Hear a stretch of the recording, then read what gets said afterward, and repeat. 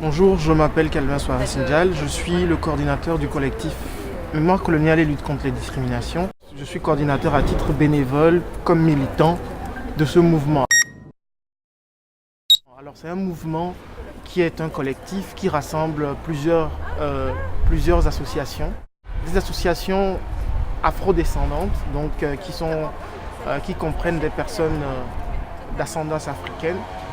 Mais pas seulement, nous avons aussi des sympathisants et des militants qui sont sympathisants de l'Afrique, de la cause afrodescendante et qui sont de diverses origines, qui sont d'origine sud-américaine ou européenne ou belgo-belge. Je précise que c'est un mouvement décolonial dans la mesure où la décolonisation des mentalités et la décolonisation de la société est l'objectif principal de notre mouvement.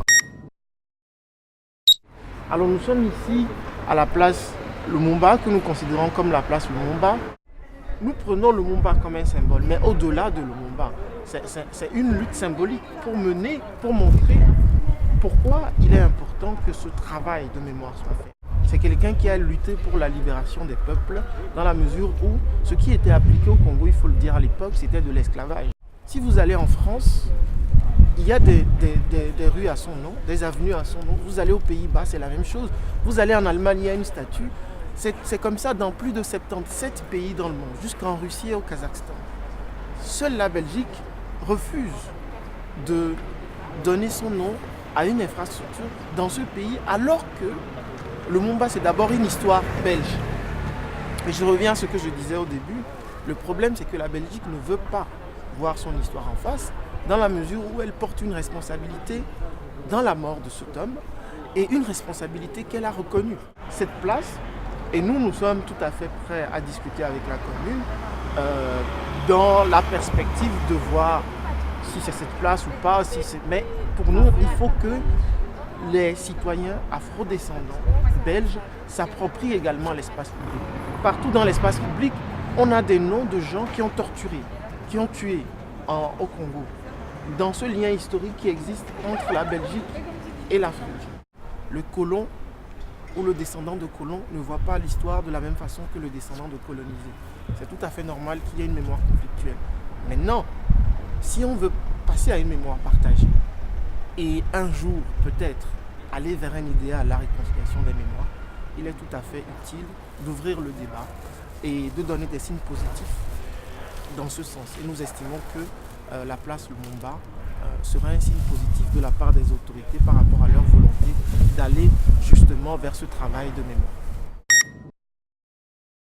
Nous estimons que si on veut que les jeunes afrodescendants ou les jeunes d'origine africaine assument leur identité, assument leur citoyenneté, il est important de leur donner des repères.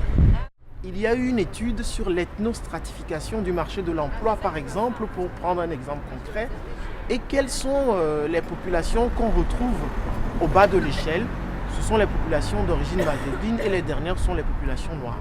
Et donc on retrouve une reproduction du système tel qu'il a été conçu il y a 500 ans et dont le dérivé a été cette propagande coloniale et ce projet colonial mené par Léopold II au Congo.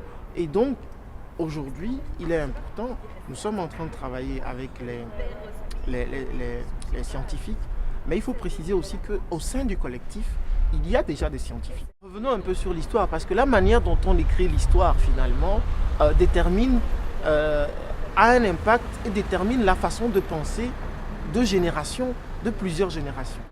Qu'ont retenu les Belges de Lumumba, qu'ont retenu les Belges des Congolais, ce sont des sauvages. Ce sont des gens qui n'étaient pas civilisés, à qui ont voulu prendre leur liberté, mais qui n'étaient pas encore prêts, qui n'avaient pas encore le standing civilisationnel belge.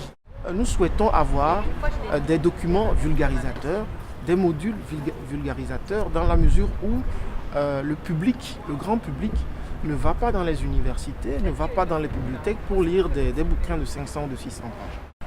Le Lumumba n'est qu'un point de départ pour nous. Il faudra faire beaucoup d'autres choses, beaucoup de travail, d'éducation, afin d'arriver à cet objectif que nous voulons tous, c'est-à-dire une citoyenneté partagée, une citoyenneté assumée et sortir des problèmes d'identité que beaucoup de jeunes ont par rapport à leurs origines.